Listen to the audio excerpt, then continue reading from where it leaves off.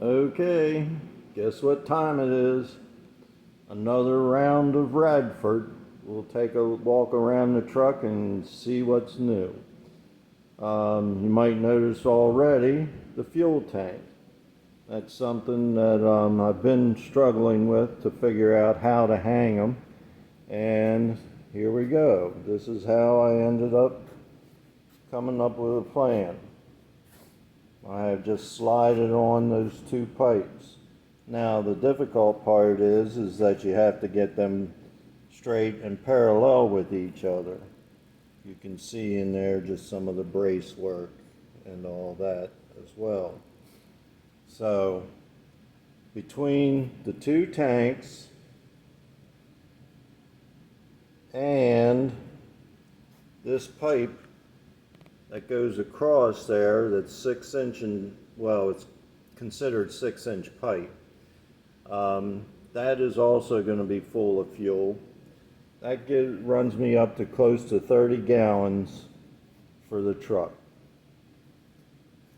Another thing that's been accomplished is I have the seats mounted and tacked into place.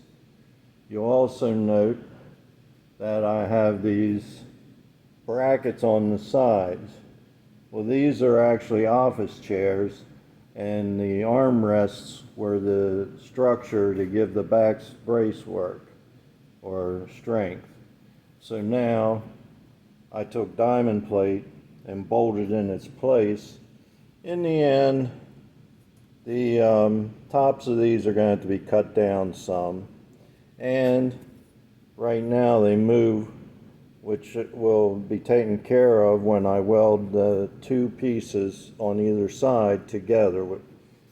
So that way they'll stiffen it up. But even now, a lot better.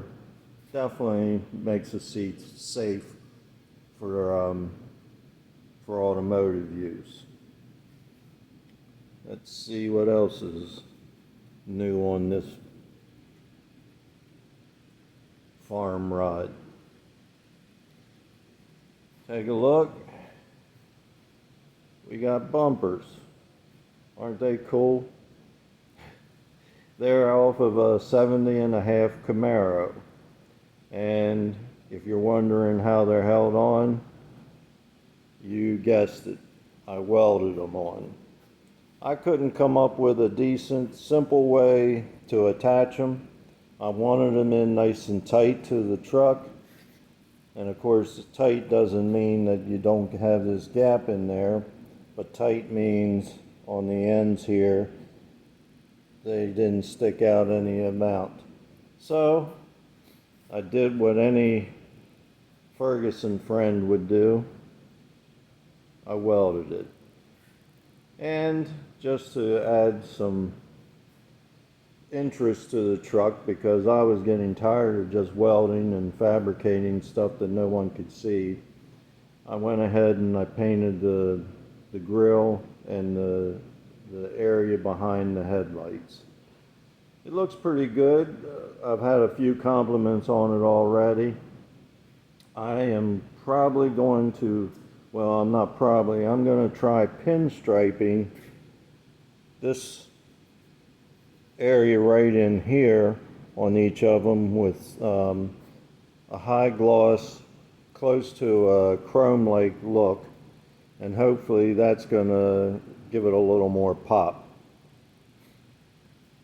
As we walk around, nothing more to show you. Here's the other fuel tank. This one is painted on the front, so you can see the detail as far as the beading that I put on it. And the system that finally is the one that I used will work rather well. And just another look inside before we end this chapter. So there we go.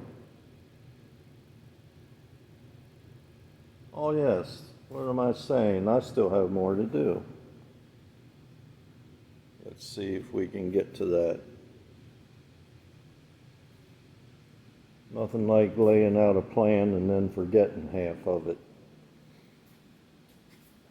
Gotta raise the hood. And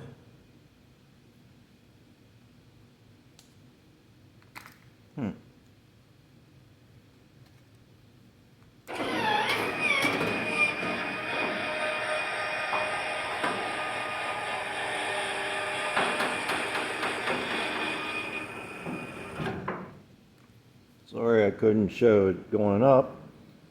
I was holding the camera. So now, let me move this stuff for a second.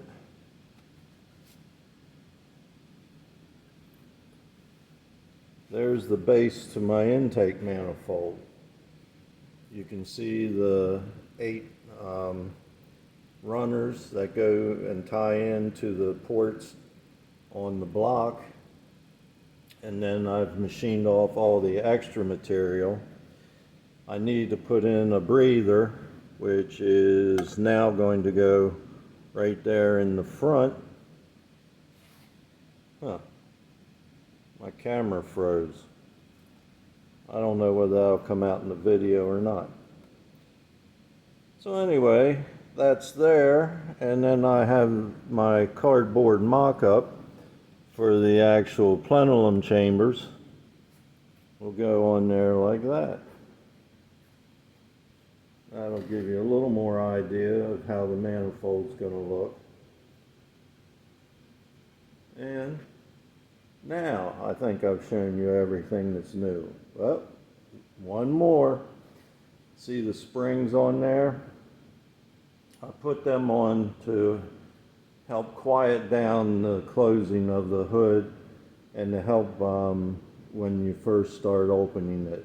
It seems like the actuators were straining a little bit just to get it started, so I added those springs.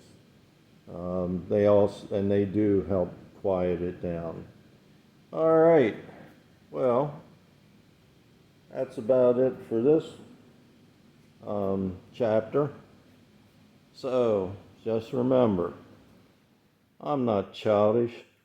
I'm at a higher level of immaturity. See ya.